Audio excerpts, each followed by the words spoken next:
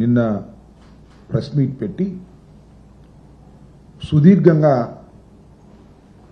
చాలా విషయాలను మీడియా ద్వారా ప్రజలకు చెప్పేటటువంటి ప్రయత్నం చేశారు.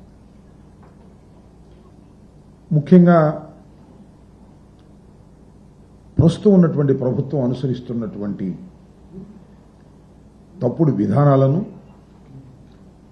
వారిచ్చినటువంటి వాగ్దానాలను నెరవేర్చుకోకుండా బుకాయిస్తున్నటువంటి తీరును వివరంగా ప్రజలకు వివరించేందుకు ప్రయత్నం చేశారు. అంతేకాకుండా ప్రస్తుతం వచ్చినటువంటి ప్రభుత్వం 8 మాసాలైంది. ఈ ప్రభుత్వం అధికారంలోకి రావడం కోసం వైఎస్ఆర్ కాంగ్రెస్ పార్టీ అధికారంలో ఉన్నప్పుడు ఎన్నికలకు ముందు అనేకమైనటువంటి అసత్యాలను ప్రొడ్యూస్ చేశారు, వాటిని ప్రచారం చేశారు. దేనికోసం ప్రచారం చేశారంటే వైఎస్ఆర్ కాంగ్రెస్ పార్టీ మీద బురద జల్లితేనో, జగన్మోహన్ రెడ్డి గారిని విమర్శిస్తేనో ప్రజలు నమ్ముతారు, ఓట్లు వేస్తారని ప్రచారం చేశారు. సరే, కారణాలు ఏమైనప్పటికీ కూడా ఈ ప్రభుత్వం అధికారంలోకి వచ్చింది. ఈ 8 మాసాల్లో కూడా విమర్శలే.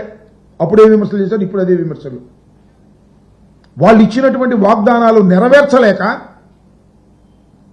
ఇంకా జగన్మోహన్ రెడ్డి గారిని, వైఎస్ఆర్ కాంగ్రెస్ పార్టీ ప్రభుత్వాన్ని, పూర్వ ప్రభుత్వాన్ని రోజు విమర్శించే కార్యక్రమమే.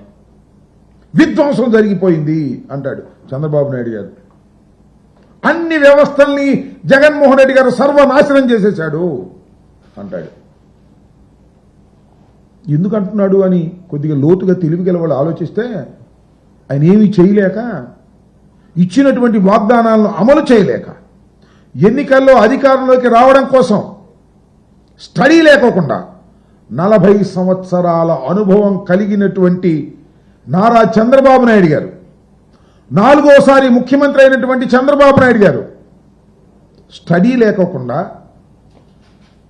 ఆలోచన లేకోకుండా, అధికారమే పరమావధి అని భావించి అనేకమైనటువంటి అసత్యాలను, అభూత కల్పనలను, వాగ్దానాలను, అమలు కాని అసాధ్యమైనటువంటి వాగ్దానాలను చంద్రబాబు నాయుడు గారు పుంఖాలుగా చెప్పేశాడు, అధికారంలోకి వచ్చేశాడు.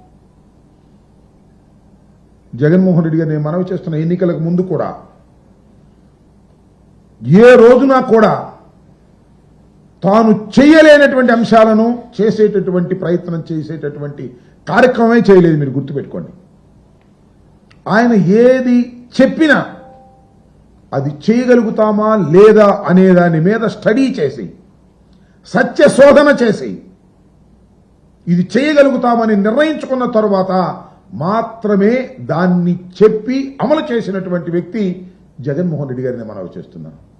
అందుకనే మేనిఫెస్టోలో ఇచ్చినటువంటి 99% వాగ్దానాలను నెరవేర్చుకొని మేము ఎన్నికల్లోకి వెళ్ళాం. అఫ్కోర్స్ ఓటమి పాలయ్యాం, అది వేరే అంశం. కానీ చంద్రబాబు నాయుడు ఇచ్చిన వాగ్దానాలండి అమలు చేస్తున్నారా? ఎందుకు వాయిదాలు వేస్తున్నారు? ఎందుకు ఎగవేస్తున్నారు? ఎన్నికలకు ముందు ఏం చెప్పారు? మేనిఫెస్టో అన్నారు, షూరిటీ అన్నారు, గ్యారంటీ అన్నారు, సూపర్ 6 అన్నారు. ఇచ్చినటువంటి వాగ్దానం నెరవేర్చకపోతే ఏంటి అని అడిగితే చొక్కా పట్టుకోండి, కాలర్ పట్టుకోండి అని అన్నారే. చూస్తున్నారు కదా నీకు సోషల్ మీడియాలో, మేము అన్ని స్టడీ చేసాం, కాలర్ పట్టుకోండి మాది అవసరమైతే అన్నారు. ఏం పట్టుకోవాలి వాళ్ళు చెప్పమని అడుగుతున్నా. అది చెప్పిన పెద్ద మనిషిని. వాళ్ళు ఏం పట్టుకోవాలి? 8 మాసాలు అయింది, ఇచ్చిన వాగ్దానాలు నెరవేర్చలేదు, ఆరకొరగా కుంటిగా ఏదో చేస్తున్నామని